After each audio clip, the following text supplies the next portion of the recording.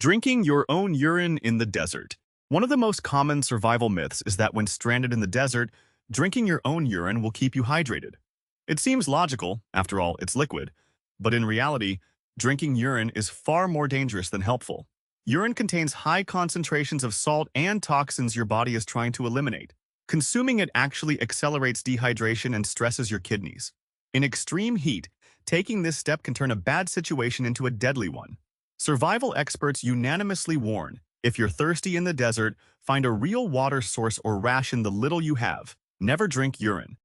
Sucking venom out of a snake bite. The classic movie scene, someone bites a snake and a hero heroically sucks out the venom, is entirely fiction. Sucking venom from a snake bite does almost nothing to prevent the spread of poison. By the time you react, venom has already entered the bloodstream.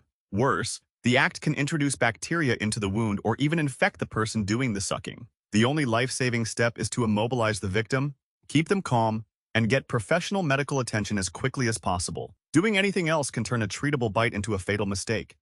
Playing dead with every predator. A common tip is that if a wild animal attacks, you should play dead. While this might work for some species, playing dead with every predator is a surefire way to get killed by most. Bears, wolves, and big cats may interpret stillness as weakness, or simply ignore it and attack. Human instincts don't prepare us to face these animals, and bluffing in the wrong situation could leave you defenseless. The best defense? Understand local wildlife behavior, make yourself appear large and loud, and have escape strategies. One size does not fit all when survival is on the line. Finding food before shelter. Many experts emphasize hunting or foraging first in survival situations, but finding food before shelter is one of the quickest ways to die outdoors. Exposure kills faster than hunger in most environments.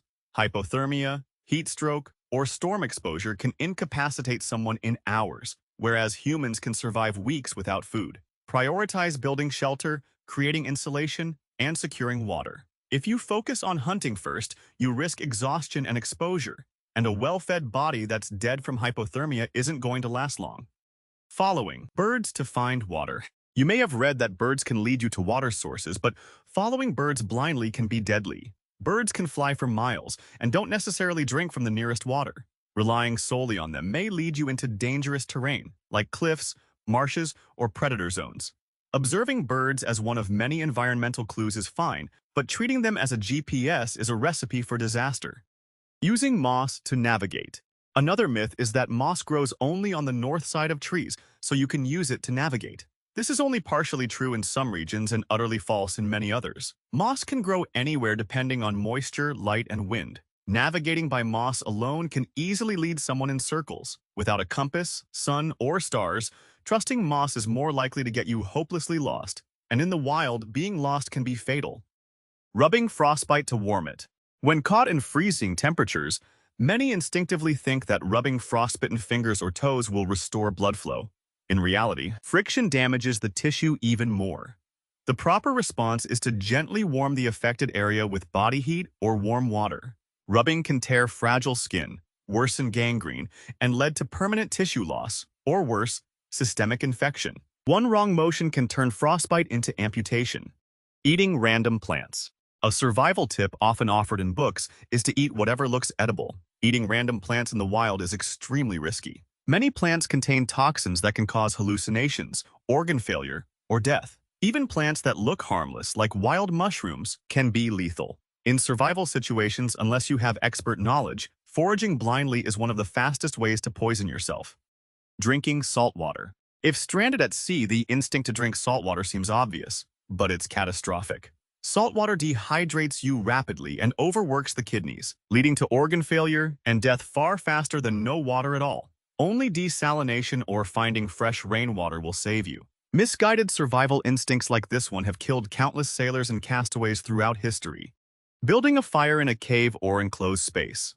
While fire is critical for warmth, cooking, and signaling, building a fire in a cave or enclosed space can quickly turn fatal. Smoke inhalation is deadly in minutes, especially if the exit is blocked or airflow is poor. Fire needs oxygen, and in tight spaces, it consumes what little air you have, turning a life-saving tool into a trap. Survival guides stress ventilation and open-air fires for good reason. Panicking during flash floods. A survival tip often suggested in hiking guides is to move quickly when water rises. But panicking in a flash flood without assessing terrain or shelter can kill you instantly. Fast-moving water just a few inches deep can sweep an adult off their feet. The right approach is to move to higher ground calmly and avoid riverbanks and ravines. Every second counts, and panic leads to fatal mistakes. Trusting, always safe tools. From pocket knives to camping gear, many essential survival items are marketed as foolproof. The reality is that trusting tools blindly without skill or knowledge is a fast track to disaster. A compass can mislead, a knife can fail, and survival kits are only as useful as the user's understanding. Relying on equipment without preparation can turn a minor mishap into a deadly situation. Ignoring local hazards. A general survival myth is that wilderness skills are universal. Ignoring local hazards like venomous snakes, aggressive predators, seasonal storms, or poisonous plants can be fatal. The same technique that keeps someone alive in the Arctic might get them killed in a jungle or desert. Understanding your environment isn't optional, it's essential. Eating snow to stay hydrated in the cold. A desperate survival hack pushed in some wilderness tales is scooping up handfuls of snow and eating it straight to quench your thirst during a blizzard. It feels like a quick fix. Snow is water, right? But gulping down ice-cold snow actually chills your core body temperature, speeding up hypothermia and burning precious calories just to warm it up inside you. In freezing conditions, this can drop your internal heat dangerously low in minutes, turning a survivable chill into full-blown organ shutdown. True experts advise melting snow slowly over a low fire or against your body heat before sipping, never straight from the ground. Hydration saves lives, but the wrong method freezes them out. Climbing trees to escape wildfires. A panicked tip in fire-prone areas is scrambling up the nearest tree to outrun encroaching flames, banking on height for safety. It's a trap. Superheated air rises, trees act as fuel ladders, and radiant heat cooks you alive from below, often igniting clothing or causing fatal falls amid smoke.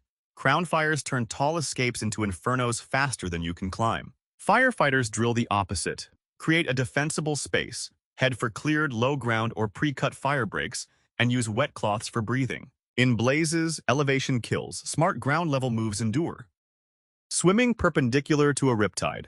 When caught in a riptide at the beach, the gut reaction is to thrash and swim straight back to shore against the pull. After all, you're fighting to get to safety, right? It's a fatal error. Riptides are narrow, powerful channels that drag you out to sea, and battling them head-on exhausts you in seconds, leading to drowning from fatigue long before the current lets go. Lifeguards hammer home the truth. Swim parallel to the shore to slip out of the rip's grip, then angle back in once free, conserving energy for the real swim. Panic-powered strokes don't conquer the ocean, they just feed it your last breaths.